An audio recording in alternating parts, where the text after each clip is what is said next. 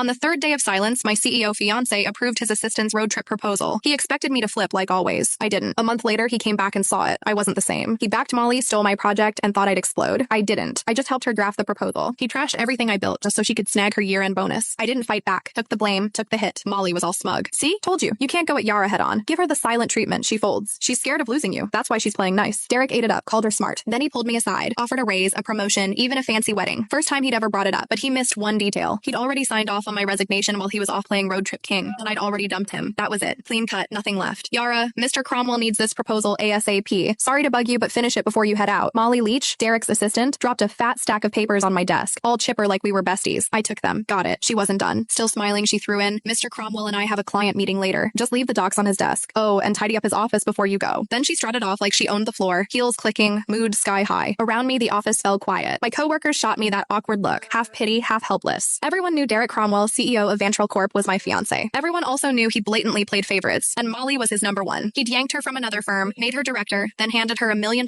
project I'd busted 2 months bringing in and prepping. When I pushed back, he called a team vote thinking everyone would back him. Wrong. The whole team voted for me, except him. Molly got 1 vote, his. He lost it, accused me of stirring up cliques, didn't just take the project away. He demoted me in front of everyone and slashed the salaries of the people who'd backed me. Nobody dared speak up. Later, he apologized, said didn't want it to look like favoritism, claimed Molly might feel left out. I used to believe that crap. Now, it's a joke. Molly couldn't even keep up with our interns. Didn't want it to look like favoritism. Please. He was straight up playing favorites. Everyone saw it but him. I heard footsteps upstairs and looked up. Derrick. He showed up at the stairwell, glanced my way, then walked out without saying a word, changed into some casual suit. Even from here, I caught that cedar cologne. He never used to wear cologne. That one? Molly's gift. Yeah, he knew exactly what he was doing. He'd been pulling this kind of stuff for years. It started after I found their goodnight texts. Couldn't stay quiet. I confronted him. Derrick said I was being petty. Then, like it proved some point, he used it as an excuse to make it official and moved Molly to work directly under him. The more upset I got, the harder he leaned in, dragging her to every social event, serving her food, even wiping her mouth at company dinners. When we fought, he'd ice me out. When I apologized, he'd round up his buddies to lecture me like I was some jealous mess. For a while, I actually blamed myself. Thought maybe I wasn't generous enough. Thought maybe that's why we ended up here. But on day 3 of one of his silent treatments, when I was too sick to even sit up and he still packed his bags for a trip with Molly, I gave up. That's when it hit me. He wasn't trying to be noble. He just used my pettiness as a shield so he could keep doing what he wanted without feeling guilty. Even if I hadn't caught those late night chats, he would have just found another excuse to be with her. After their latest business trip, they were still grabbing dinner, drinks, playing tennis, same routine. But something between them had changed. I could feel it. Not that it mattered. 5 years together, and it was done. This whole mess had dragged on long enough. I was the last one in the office, finishing up the proposal. Checked my phone. Molly had been busy posting. Candlelit dinner at some fancy spot. 2 plates of steak. Derrick, all polished and perfect, cutting hers for her. Caption: steak cut by the CEO himself. It has to taste better. The comments were full of heart emojis and fangirling. A few clueless people even asked when the wedding was. Derrick replied with 3 dots. Molly followed up with a cheeky emoji. No clarification, just like always. But this time I didn't blow up. Didn't call him. Didn't get scolded for overreacting. I just texted him, proposal's done. Dropped the docs in his office, refilled the water like he asked, then drove home. The second I walked in, my phone rang. Derrick's number. I picked up, but it wasn't him. Yara, it's Molly. Thanks for your help with the project. I'll treat you to dinner sometime. Her voice was all sugar. Before I could answer, Derrick cut in. No need to thank her. It's her job. Molly teased. Mr. Cromwell, she's your fiancé. Can't you talk to her a little nicer? They sounded like the real couple. I let out a quiet laugh. Derrick, who used to freak out if I even glanced at his phone, now handed it to Molly like it was no big deal. And honestly, I felt weirdly calm. What used to feel like the end of the world suddenly felt small. They kept joking for a bit. Then Derrick finally remembered I was still on the line. I'll be back soon. No need to wait. Get some rest. Then he hung up. His soon usually meant 4-5 hours. I used to pace the whole time, worried sick. But this time, I didn't bother. I just walked to the study and looked at the calendar on my desk. Not long ago, Derrick and Molly turned a business trip into a vacation. While they were off playing house, I slipped in my resignation. Derrick was too distracted to notice. He approved it without even reading. 3 more days. Once the handover's done, I'm out. I paused, then called Professor Harrington, my old research supervisor, now overseas at a top institute. Back when I graduated, I landed a high-tier spot there straight out the gate, but Derrick said he needed help starting his company, and like an idiot, I dropped everything and ran back to Arlencia. Professor Harrington told me not to. I didn't listen. Looking back now, yeah, I was dumb. Feelings, they shift. Career, that never stabs you in the back. When the call went through, I explained why I was reaching out. I braced for a lecture. Instead, Professor Harrington sighed. I already heard, was thinking about asking you to come back, but this time, are you actually sure? I'm sure. The resignation's done. Resignation? What resignation? The voice didn't come from the phone. I turned. Derrick stood in the doorway. The call had ended. I locked my phone without a word. While I was still trying to figure out what to say, his phone buzzed. Molly again. She'd found a stray kitten and stopped to buy it a sausage. So cute, Derrick said in a voice message. She shot back right away. The kitten's cute, or I'm cute. Then came a selfie. Her holding the kitten, pouting with a peace sign. Derrick smiled. The kitten's cute, but you're cuter. Then, like suddenly remembering I existed, his face shut down. He turned to me, all cold. Didn't I tell you to get some rest? Why are you still up? The tone shift was whiplash. Nothing like how he talked to her. And he'd already forgotten I said I resigned. I gave a faint smile. Just wrapping up a few things. He frowned deeper. It's late. What's even left? You seriously need to manage your time better, Yara. This procrastination thing is getting out of hand. I didn't bother saying it was his constant last-minute crap that caused it. No arguing, no justifying. I stayed quiet. He didn't push, just walked off to the bedroom. A minute later, I heard him laughing, like actually laughing. Hadn't heard that sound in forever. He only laughed like that with Molly. I tuned it out, sat at my desk, and pulled out some research journals I hadn't finished. The Institute had changed a lot in 5 years. Even with Professor Harrington backing me, I'd have to prove I still had it. Good thing my foundation was solid. I'd catch up fast. You're reading research journals? I hadn't even heard him come back in. He picked one up, flipped through it, then tossed it back with a smirk. Why are you reading this stuff? Do you even get it? I stacked the papers. Just browsing, I asked. Did you need something? Back then, I used to light up when Derrick dropped by just to chat. Not this time. He froze like he didn't expect me to be so blunt. His face shifted, awkward, like he'd stepped in something. Yeah, actually, Molly just wrapped up a big project, so I'm thinking of promoting her. Should give the team a boost. What do you think? He looked straight at me. Sure, he said he wanted my opinion, but we both knew that wasn't true. I just nodded. I don't mind. Then he added, but rewards should come with penalties too. You haven't finished a project in a while, so I'm thinking of moving you to a lower level position, just for now. Once things calm down, I'll bring you back. Don't worry, it's for the greater good. You're my fiancé, so you'll support me, right? I laughed, silently, in my head. He still had no clue I'd already quit. He could read Molly like a book, knew her mood from a glance, remembered every little thing she liked, but his own fiancé handed him a resignation letter he signed, and he didn't even realize. That's what it looks like when someone just doesn't care. You can tell in 1 or 2 lines. When I stayed quiet, Derrick assumed I was gearing up to argue, like always. His face darkened. Even if you disagree, it won't change anything. The announcement's already out. Your office belongs to Molly now. Either accept the transfer or leave, he said. But just a heads up, the company's going public. Might want to think twice before walking away. He really thought I'd stay. It wasn't new. I'd been shoved down the ladder more than once, all because of Molly's petty comments. I took it back then. Derrick figured I'd cling even harder now. I gave a dry smile. I didn't say I disagreed. Then it's settled, Derrick said, sounding relieved. To him, silence meant agreement. He was halfway out the door when he turned back. Didn't you used to keep our photo on your desk? Where'd it go? That's when it hit me. It wasn't just the desk. I'd plastered our photos everywhere. My phone, the bedroom wall, my wallet. Little reminders that no matter how cold he got, he still loved me. He used to laugh at that, said I was obsessed with those silly little things. He never got it. Never understood they were the only thing keeping me from walking. Later, I saw them for what they were. Proof of how pathetic I'd been. I broke the frame, I said flatly. Put it away. He frowned, immediately scanning the floor. Try not to be so clumsy. Make sure you cleaned it up. Don't want anyone getting hurt. His tone softened a little, probably because I wasn't arguing. Then he left the study. I watched him go and almost laughed. That warning wasn't about me. It was about not letting Molly get hurt. This was supposed to be our home. I'd been the one keeping it together until a few months ago when I found a hair tie in his study. Pillows on our bed, out of place. That's when I knew Molly had been here more than once. 2 days later, my last day at Ventrell, I wrapped things up with Sandy in HR. Without even glancing up, she said, "Before you go, stop by the CEO's office. Mr. Cromwell wants to see you." I was about to say no, then stopped. I was flying out tonight. If Derrick went out with Molly like usual, this would be it. No more run-ins, no more anything. After 5 years, maybe a final goodbye was fair. So I headed upstairs. Right as I reached for the door, I caught a glimpse through the glass. Derrick kicked back on the couch, and Molly, in a long dress, was lying with her head in his lap, way too close for just business. He said something, and she cracked up, covering her mouth like it was the funniest thing ever. I froze. Was about to turn back when Molly saw me. She shot up, startled. "Yara, what are you doing here?"